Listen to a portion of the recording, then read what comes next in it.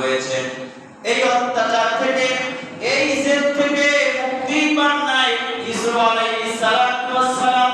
তিনিও যখন আল্লাহর দ্বীন প্রতিষ্ঠার জন্য মানুষের দ্বারে দ্বারে গিয়ে দাওয়াত দিতে শুরু করেছেন, রাষ্ট্রীয় শক্তি মেনে নেয় নাই।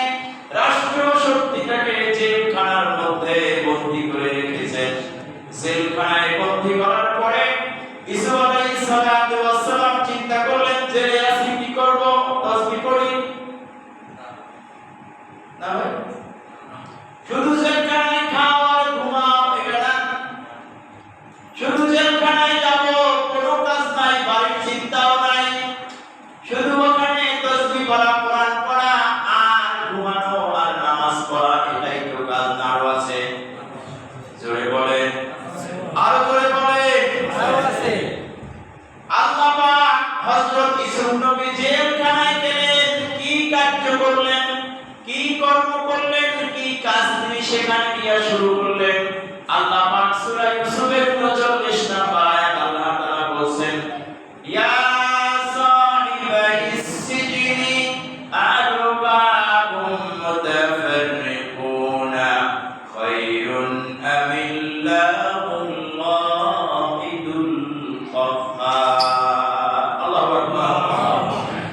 ইউসুফ আলাইহিস সালাম জেলের মধ্যে গেলেন, এখনো তিনি বিচলিত নন, এখনো তার আদর্শের উপরে তিনি অমর, এখনো তিনি স্থির ইসলামের উপরে, এখনো তিনি আল্লাহর উপর, আল্লাহর এক আইন সেখানে বাস্তবায়ন করার জন্য জেলের কারাবন্দীদেরকে লক্ষ্য করে বললেন, ইয়া সাহিবাইস সিজনি, ও আমার কারাবন্দী সাথীরা, ও আমার কারাবন্দী বন্ধুরা, আরবাবুম মুতাফাররিকুনা খায়রুন, এক আল্লাহ উত্তম না বহুরা উত্তম। কে বলছেন? ইউসুফ নবী। কোথায় গিয়া? তার মানে আল্লাহর আইন শুধু জেলের বাইরে না, ভিতরেও আছে। তিনি এই দাওয়াত দেয়া ওখানে কিন্তু বিরত থাকেন নাই। তিনি বলছেন, ইয়া সাহিবাইস সিজনি, ও কারাবন্দীরা, আরবাবুম মুতাফাররিকুনা খায়রুন আমিল্লাহুল ওয়াহিদুল কাহ্হার, তোমরা এক আল্লাহ উত্তম না বহু রব উত্তম।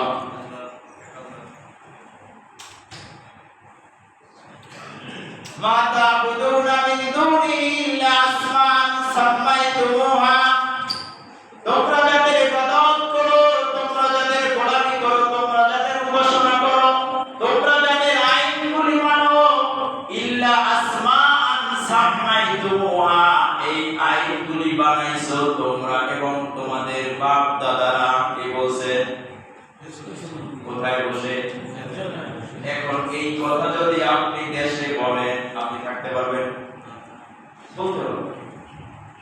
ইল্লা আসমান সাম্মাইতুমুহা, এই আইনগুলি তোমরা যাদের আইন মানো, আনতুম ওয়া আবাউকুম, এইগুলি আল্লাহ বানায় নাই, এগুলি হচ্ছে তোমরা এবং তোমাদের বাপ দাদারা এই আইনগুলি বানিয়েছে আর এদের নাম রেখেছে।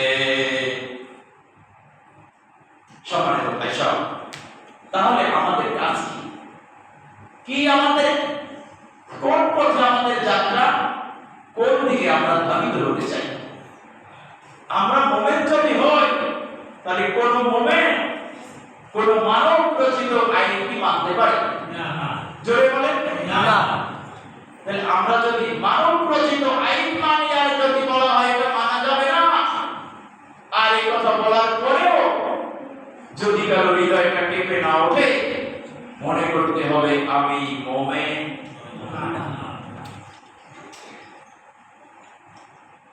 দুই নম্বরে মুমিনদের গুণ কি? দুই নম্বরে সে যদি মুমিন হয়, সে দান করবে। ওয়াল্লাযীনা ইযা আনফাকু লাম ইউসরিফু ওয়া লাম ইয়াকতুরু ওয়া কানা বাইনা যালিকা কাওয়ামা। আল্লাহু আকবার। সূরাতুল ফুরকান, কোরআন শরীফের 25 নম্বর সূরা, 19 নম্বর পারা, 4 নম্বর পৃষ্ঠা, 12 নম্বর লাইন, 6 নম্বর রুকু, 67 নম্বর আয়াত। আল্লাহ পাক বলেছেন মুমিনদের গুনাহগুলিটা কি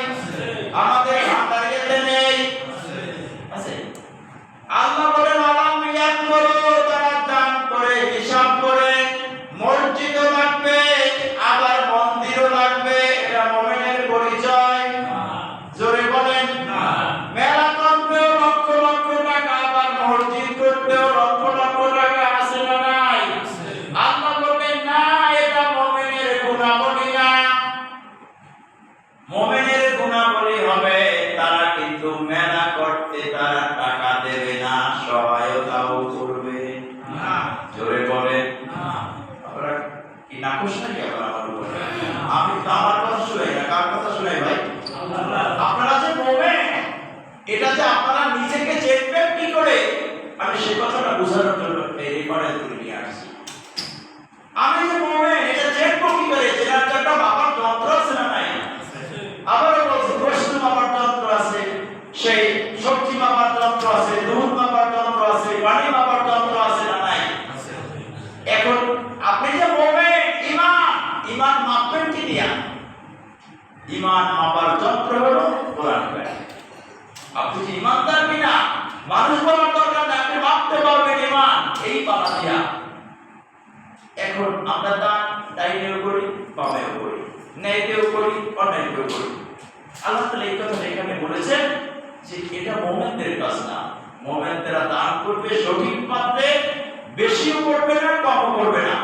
যে মসজিদটাকে আমার কন্ট্রোল করার জন্য মসজিদ করতে লাগবে কত 30 লাখ, দিয়ে দিলাম 50 লাখ, কমিটি 20 লাখ।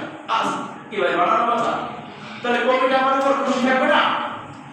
যারা ভাই ভালো লোক, ভাই মসজিদের জন্য 50 লাখ টাকা দিয়েছে, টাকা লাগবে কত? দিছে কত? আর কি করবে? খাওয়া শুরু। আল্লাহ তাআলা বলছে না, সঠিকভাবে যতটুকু লাগে ততটুকু ব্যয় করবে, সৎ পাত্রে করবে। এটাই হলো মুমিনদের পরিচয়।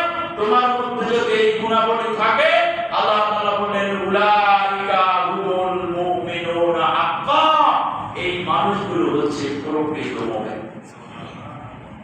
এখন আপনি আমি যদি মুমিন হতে চাই, তাহলে আপনাকে আমাকে অবশ্যই এই পালায় ওঠার মতো যোগ্যতা অর্জন করতে হবে। কোরআনের পালায় উঠতে হলে আপনাকে আমার চরিত্রবান হয়ে উঠতে হবে। সময় তো ভাই সব সামনে এগোতে চাই, শুধু একটা কথাই বলতে চাই, আল্লাহ তাআলা আপনাকে আমাকে সুন্দর পরিবেশ দান করেছেন কে? জোরে বলেন, কে করেছেন? আল্লাহ। পরিবেশ দান করেছেন কেন? শুধু খাবেন আর ঘুমাবেন কি? ইউসুফ নবী সব নবীরা জেলখানায় গিয়েও যে দাওয়াত দিয়েছেন মানুষ তৈরির জন্য, সমাজ সংস্কারের জন্য, রাষ্ট্র সংস্কারের জন্য, আপনি আমি যদি সেই কাজগুলি না করি, আপনি আমি মুমিন হতে পারবো না। জোরে বলেন না। আমরা মুমিন হতে চাই? কারা কারা চায়? আল্লাহু আকবার। আল্লাহ তাআলা সবাইকে মুমিন হিসাবে মঞ্জুর করে নেন। বলেন আমিন। আরে জোরে বলেন আমিন। আমিন। আসমাইন্দি ওয়ালাইকুম ওয়াইন্দাল্লাহ আলাইহি তাওয়াক্কালতু ওয়া ইলাইহি উনীব।